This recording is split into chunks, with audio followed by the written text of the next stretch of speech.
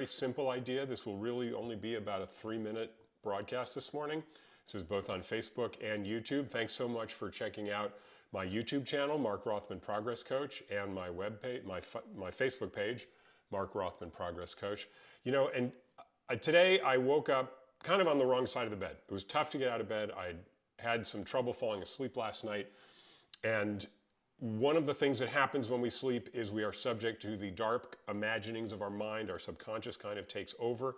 That's what dreaming is about to some extent. It's the stimulation that we're getting from our subconscious mind, from these thoughts that don't really deserve to be revealed in the day, in the bright light of day.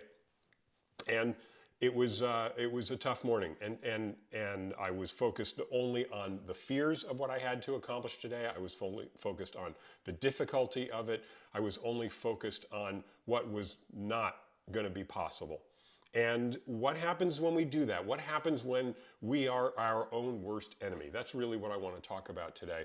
And how do we get ourselves over that hump, over that sort of reverse end of the telescope where we're looking through the small end, and you know we're looking through the big end, and we're seeing everything really small.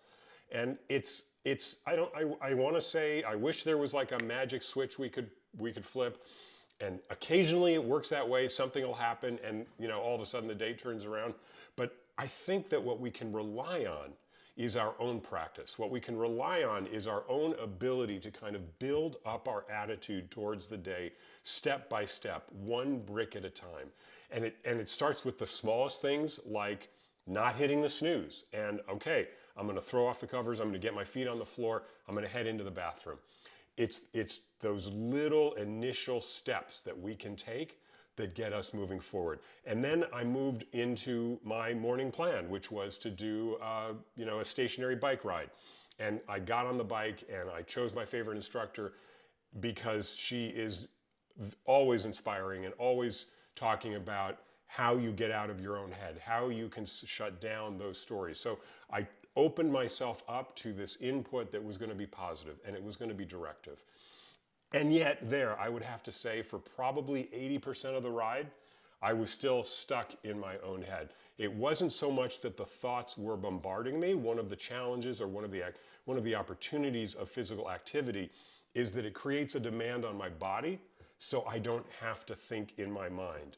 I can literally change gears and say, body focus, mind is just going to stay static. And that's a huge relief for all of us who tend to live more in our heads sometimes than we live in the real world. And yet I was not opening myself up. I was not making that switch. My body chemistry hadn't elevated, whatever you want to call it. I had not moved to that point where I could really feel like I was in charge of my mood and my attitude. And I remembered the motto of this instructor, a Peloton instructor, Christine Duracol: I am, I can, I will, I do. And I just started saying that to myself because I was sick and tired of all of the negative things I was saying to myself. Did that turn me around? Did that make today all unicorns and rainbows? Absolutely not. In fact, it's a very rainy day here in Los Angeles. I take comfort from the birds who are feeding at the bird feeder in spite of the fact that it's raining out. They're going to continue with their plan no matter what else is going on around them. And I needed to do the same. And what that did allow me to do, repeating this little motto, I can, I am, I can, I will, I do. And I'm very grateful for Christine for giving it to me and to her Peloton audience, is that it allows me to start taking control. It allows me to start seeing whatever troubles, storms, challenges I'm having as inside of me, and that I'm bigger than them, as opposed to I am a little person, a little speck inside of all of this world of problems. So I hope for today that can help you orient yourself when you're stuck in the ditch, when you're stuck in the mud, when only negative thoughts are coming around. The encouragement that turning the ship around is a step-by-step process, and it's a constant vigilance to remind ourselves that we can, that we're worthy, that we're capable, and that whatever we're dealing with, we are bigger than. It is existing in us. We are not existing within it. Thank you so much for watching. Tune in again next Tuesday. Have a great week.